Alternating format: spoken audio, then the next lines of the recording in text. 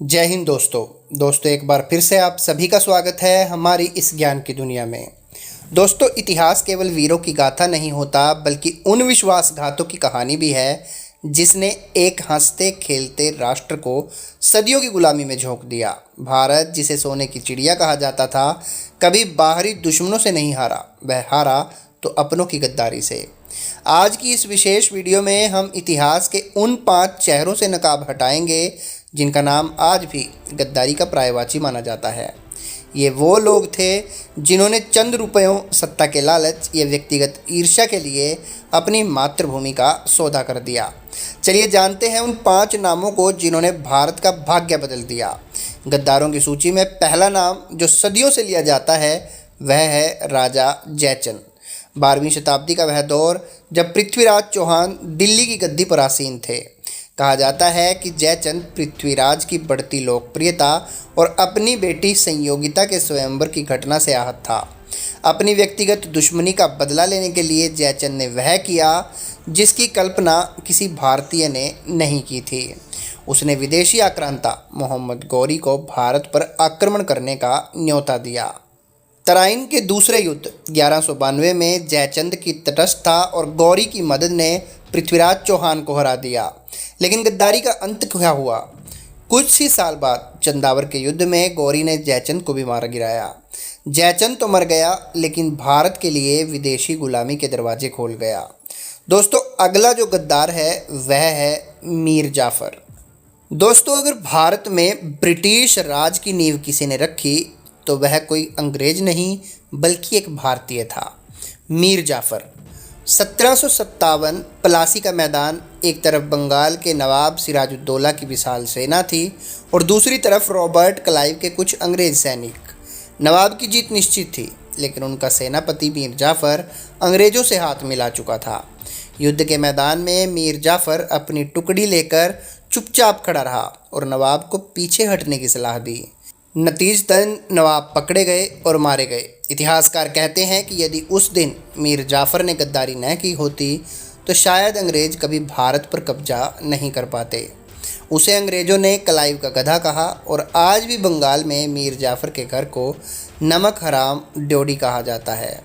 दोस्तों, अगला जो गद्दार है वह है मान सिंह। अकबर की सेना और महाराणा प्रताप के बीच हल्दी घाटी का युद्ध इतिहास की सबसे गौरवशाली लड़ाइयों में से एक है। लेकिन इस युद्ध में अकबर का सबसे बड़ा मोहरा एक राजपूत ही था, राजा मान सिंह। दोस्तों, भले ही मान सिंह ने मुगलों की सेवा अपनी वफादारी के तहत की, लेकिन इतिहास की नज़र में एक हिंदू राजा का अपनी ही मिट्टी के योद्धा महाराणा प्रताप के खिलाफ मुगलों का नेतृत्व करना गद्दारी की श्रेणी में आता है। मान सिंह की कूटनीति और सैन्य शक्ति ने मुगलों को राजस्थान के अंदर तक घुसने का रास्ता दिया। महाराणा प्रताप ने घास की रोटियां खाना स्वीकार किया लेकिन मान सिंह की तरह मुगलों के आगे झुकना नहीं। दोस्तों, अगला गद्दार था मीर सादिक, जो टीपू सुल्तान का एक मंत्री था।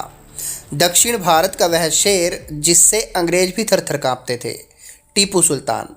लेकिन 1799 के श्रीरंगपट्टनम के युद्ध में टीपू की हार का कारण अंग्रेज़ों की बहादुरी नहीं बल्कि उसके अपने मंत्री मीर सादिक की गद्दारी थी।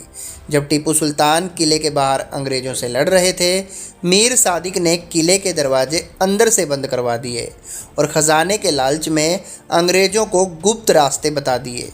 टीपू सुल्तान लड़ते हुए शहीद हो गए।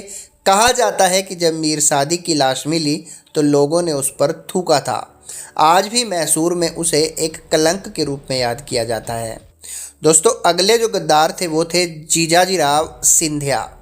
1857 का प्रथम स्वतंत्रता संग्राम, झांसी की रानी लक्ष्मीबाई अंग्रेज़ों की नाक में दम कर चुकी थी।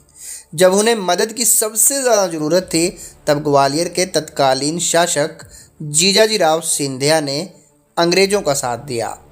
रानी लक्ष्मीबाई ने ग्वालियर के किले पर अधिकार तो कर लिया लेकिन सिंधिया की सेना और संसाधनों ने अंग्रेज़ों की मदद की। लॉर्ड कैनिंग ने खुद स्वीकार किया था कि यदि सिंधिया भी विद्रोह में शामिल हो जाते तो हमें कल ही भारत छोड़कर जाना पड़ता। उस एक धोखे ने भारत की आज़ादी को 90 साल पीछे धकेल दिया।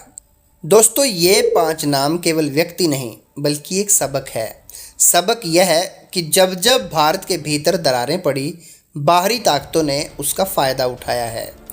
आज का सशक्त भारत इन ऐतिहासिक गलतियों से सीख ले चुका है। गद्दारों को इतिहास कभी माफ़ नहीं करता, उनका अंत केवल बदनामी और तिरस्कार से होता है। आपकी इस बारे में क्या राय है? क्या आपको लगता है कि कोई और नाम भी इस सूची में होना चाहिए? कमेंट्स में ज़रूर बताएं। वीडियो पसंद आई हो तो इसे शेयर करें ताकि हमारी आने वाली पीढ़ी इन आस्तीन के सांपों को पहचान सके। जल्द ही मिलेंगे आपको फिर से एक और वीडियो के साथ। तब तक के लिए जय हिंद, जय भारत।